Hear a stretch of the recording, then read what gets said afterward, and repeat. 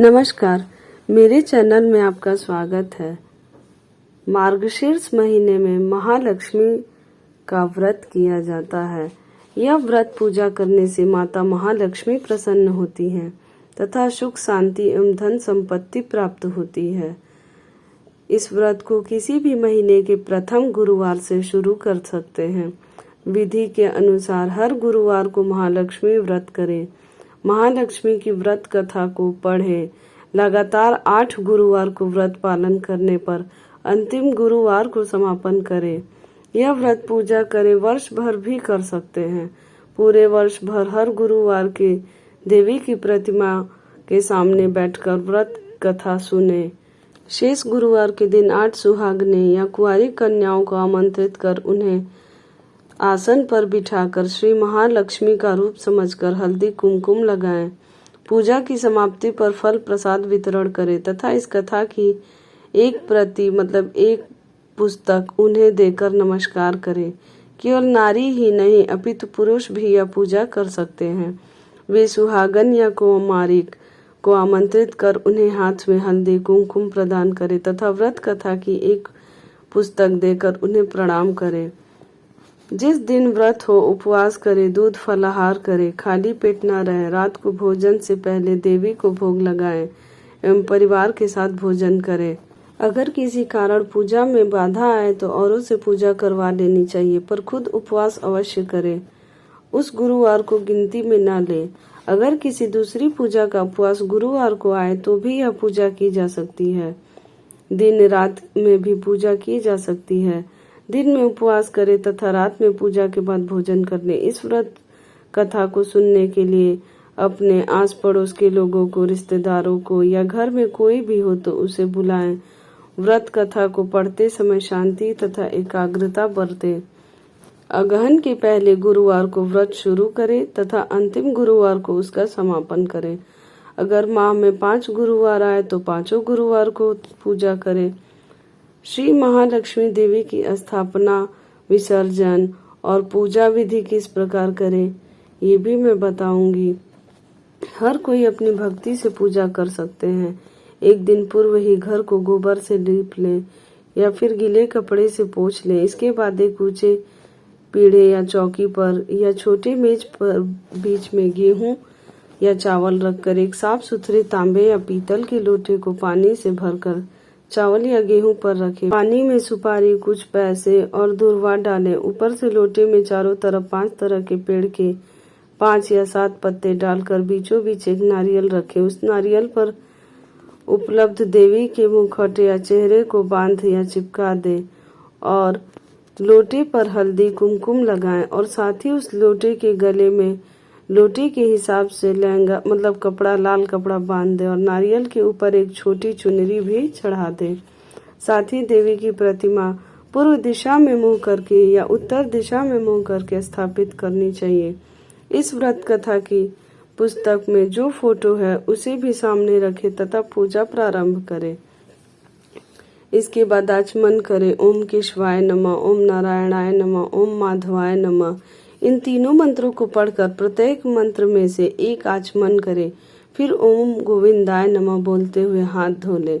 फिर देवी को फूलों से जल का छींटा देते हुए स्नान करवाएं और हल्दी कुमकुम लगाएं, पुष्पहार अर्पित करें, धूप दीप जलाएं। फिर इसके बाद भोग लगाकर महालक्ष्मी व्रत के महात्म को पढ़ें या सुने। शुरू में महालक्ष्मी नामक अष्टक का पाठ करें। फिर देवी को प्रणाम कर कथा का पाठ शुरू करें। कथा की समाप्ति पर देवी की आरती उतारें, फिर प्रणाम करें।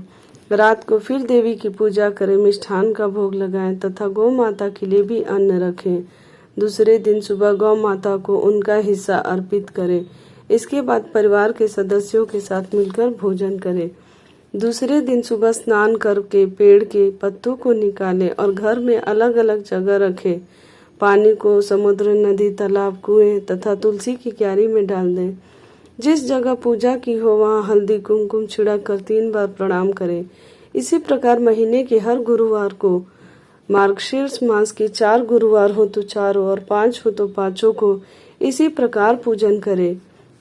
जो कोई भक्त हर वर्ष श्री महालक्ष्मी जी का यह व्रत करता है उसे सुख संपदा और धन का लाभ होता है। महालक्ष्मी माता के अनेक रूप तथा नाम हैं। भूतल में वे छाया, शक्ति, तृष्णा, शांति, जाति, लज्जा, श्रद्धा, कांति, वृत्ति, स्मृति, दया, तुष्टि, माता, अधिष्ठात्री एवं लक्ष्मी के रूप में स्थित है। वे प्रणाम करते हैं। कैलाश पर्वत पर पार्वती, क्षीर सागर में सिंधु कन्या, स्वर्ग लोक में महालक्ष्मी, भूलोक में लक्ष्मी, ब्रह्मलोक में सावित्री, ग्वालों में राधिका, वृंदावन में रासेश्वरी, चंदन वन में चंद्रमा, चंपक वन में गिरजा, पद्म वन में पद्मा, मालती वन में मालती, कुंदन वन में कुंदनतंती, केतकी वन में सुशीला, कंदन वन में कंदनमाला, राजा प्रसाद में राजलक्ष्मी और घर घर में गृह लक्ष्मी इन विभिन्न नामों से पहचानी जाती है। इस तरह सर्वथा चारों और सर्वभूत में सुपरिचित माता श्री महालक्ष्मी जी की यह कथा अब हम सुनने जा रहे हैं। अब हम आप लोगों को महालक्ष्मी व्रत का कथा सुनाने जा रहे हैं। बोलो जय श्री महालक्ष्मी। सौराष्ट्र देश में द्वापर युग की यह कहानी है। सौराष्ट्र में उस समय भद्रश्रवा नाम की राजा थे। वे बड़े पराक्रमी राजा थे। 4 वेद, 6 शास्त्र, 18 पुराणों का उन्हें ज्ञान था। उनकी रानी का नाम सूरत चंद्रिका था। रानी दिखने में सुंदर और सुलक्षण थी तथा पतिव्रता थी। उन दोनों को 7 पुत्र तथा उसके बाद एक कन्या का वरदान मिला। कन्या का नाम श्याम बाला था। एक बार महालक्ष्मी जी के मन में आया कि जाकर उस राजा के राजप्रसाद में रहें। इससे राजा को दुगनी धन दौलत की प्राप्ति होगी और वह इस धन दौलत से अपनी प्रजा को और सुख दे पाएगा। गरीब के घर अगर रहे और उसे धन दौलत प्राप्त हो तो वह स्वार्थी की तरह केवल अपने ऊपर ही खर्च करेगा। यह सोचकर श्री महालक्ष्मी जी ने बूढ़ी ब्राह्मण स्त्री का रूप धारण किया। हाथ में लाठी लिए लाठी के सहारे रानी के द्वार तक पहुंची। यद्यपि उन्होंने बूढ़ी औरत का रूप धारण किया था, पर उनके चेहरे पर देवी का तेज था। उन्हें देखते ही एक दासी सामने आई। उसने इनका नाम धाम, काम, धर्म पूछ डाला। वृद्ध ब्राह्मण का रूप धारित माता लक्ष्मी ने कहा, बालिके, मेरा नाम कमला है। मेरे पति का नाम भुवनेश है। हम द्वारिका में रहते हैं। तुम्हारी रानी पिछले जन्म में एक वैश्य की पत्नी थी। वह वैश्य गरीब था। दारिद्र्य के कारण हर रोज घर में झगड़े होते थे तथा उसका पति रोज उसे मारता था। इन बातों से तंग आकर वह घर छोड़कर चली गई तथा वन जंगल में खाली पेट भटकने लगी। उसकी इस दुर्दशा पर मुझे दया आई। तब मैंने उसे सुख संपत्ति देने वाली श्री महालक्ष्मी की कथा सुनाई। मेरे कहने पर उसने श्री महालक्ष्मी का व्रत किया। श्री महालक्ष्मी प्रसन्न हुई। उसकी गरीबी दूर हुई। उसका घर संसार दौलत संपत्ति से भर गया। बाद में पति पत्नी दोनों परलोक सिधारे। लक्ष्मी व्रत करने के कारण वे लक्ष्मी लोक में रहे। उन्होंने जितने साल महालक्ष्मी का व्रत किया उतने हजारों साल उन्हें सुख भोग मिला। इस जन्म में उसका जन्म राजघराने में हुआ है, परंतु वह महालक्ष्मी का व्रत करना भूल गई है। उसे याद दिलाने मैं यहाँ आई हूँ। बुढ़िया की बात सुनकर दासी ने उन्हें प्रणाम किया तथा श्री महालक्ष्मी का व्रत किस तरह किया जाए इस बारे में पूछा। बुढ़िया रूप धारण किए हुए श्री महालक्ष्मी माता ने दासी को पूजा की विधि तथा महिमा बताई। इसके बाद वह दासी माता को प्रणाम कर रानी को बताने अंदर चली गई। राजवैभव में रहते हुए रानी को अपने ऐश्वर्य का बहुत घमंड हुआ था। संपत्ति तथा अधिकार की वजह से वह उन्मत्त हो गई थी। दासी द्वारा बताई गई बुढ़िया की बातें सुनकर वह आग बबूला होकर राजद्वार पर आकर बुढ़िया रूपी श्री महालक्ष्मी पर बरस पड़ी। उसे यह मालूम नहीं था कि श्री महालक्ष्मी माता बुढ़िया का रूप धारण किए द्वार तक आई हैं, परंतु रानी का इस कदर रूख बर्ताव तथा अपने अनादर देखकर माता ने वहां ठहरना ठीक न समझा। वे वहां से चल पड़ी। रात में ही उन्हें राजकुमारी श्याम बाला मिली। उन्होंने श्याम बाला को सारी बात बताई। श्याम बाला ने अपनी और से श्री महालक्ष्मी माता से क्षमा मांगी। माता को उस पर दया आई। उन्होंने श्याम बाला को श्री महालक्ष्मी व्रत के बारे में बताया। उस दिन अगहन मार्गशीर्ष माह का पहला गुरुवार था। श्याम बाला ने परम श्रद्धा से श्री महालक्ष्मी का व्रत रखा। फल स्वरूप राजा सिद्धेश्वर के सुपुत्र मालाधर से उसका विवाह हुआ। वह धन दौलत ऐश्वर्य वैभव से माला माल हो गई। पति के साथ ससुराल में आनंद से दिन बीतने लगे। इधर श्री महालक्ष्मी का रानी पर प्रकोप हुआ। फलस्वरूप राजा भद्रश्रवा का राज्य एवं राज कारोबार नष्ट हो गया, यहाँ तक कि खाने के लाले पड़ गए। ऐसी हालत में एक दिन रानी ने राजा से निवेदन किया, हमारा दामाद इतना बड़ा राजा है, धनवान है, ऐश्वर्यशाली है, क्यों न उसके पास जाए, अपना हाल उसे बताए, वह जरूर हमारी मदद करेगा। इस बात पर राजा भद्रश्रवा दामाद के पास रवाना हुए। राज्य में पहुंचकर एक तालाब के किनारे थोड़ी देर विश्राम करने के लिए ठहरे। तालाब से पानी लेने आते जाते दासियों ने उन्हें देखा। उन्होंने विनम्रता से उसकी पूछताछ की। जब उन्हें यह मालूम हुआ कि वे रानी श्यामबाला के पिता हैं, तो दौड़ते हुए जाकर उन्होंने रानी को सारी बात बताई। रानी ने दासी के हाथ राज परिधान भेजकर बड़े ठाट से उनका स्वागत तथा आदर सत्कार किया, खान पान करवाया। जब वे लौटने लगे तो सोने की मोहरों से भरा घड़ा दिया। राजा भद्रश्रवा जब वापस लौटे तो उन्हें देखकर रानी सूरज चंद्रिका खुश हुई। उन्होंने सोने की मोहरों से भरे घड़े का मुंह खोल पर, हाय भगवान, घड़े में धन के बदले कोयले मिले, यह सब श्री महालक्ष्मी के प्रकोप से हुआ।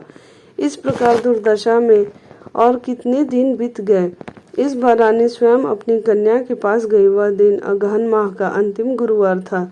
श्यामबाला ने श्री महालक्ष्मी का व्रत किया, पूजन की, अपनी माता से भी व्रत करवाया। इसके बाद रानी अपने घर आई। श्री महालक्ष्मी का व्रत रखने पर उसे फिर से अपना राजपाट, धन दौलत, ऐश्वर्य प्राप्त हुआ। वह फिर से सुख शांति आनंदमय जीवन बिताने लगी। कुछ दिनों बाद राजकन्या श्यामबाला अपने पिता के घर आई। उसे अपने घर देखकर सूरज चंद्रिका को पुरानी बातें याद आई।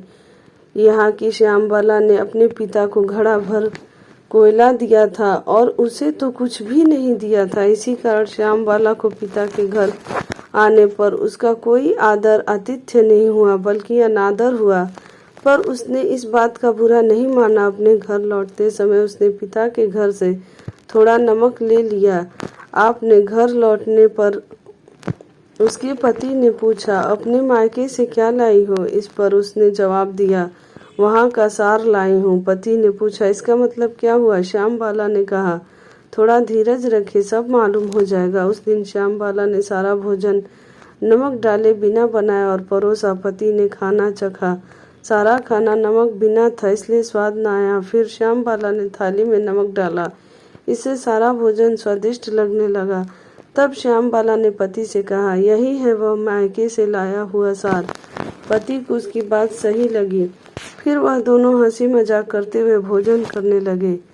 कहा गया है कि इस तरह जो कोई श्रद्धा भाव से भी श्री महालक्ष्मी की पूजा करे, उसे माता की कृपा प्राप्त होती है, सुख संपत्ति शांति प्राप्त होती है, सभी मनोकामनाएं पूरी होती हैं। परंतु यह सब प्राप्त होने पर माता की पूजन को भूलना नहीं चाहिए। हर गुरुवार को व्रत पाठ अवश्य करना चाहिए। इस तरह श्री महालक्ष्मी की महिमा भक्तों की मनोकामना पूरी करती है। बोलो जय श्री महालक्ष्मी मैया की जय।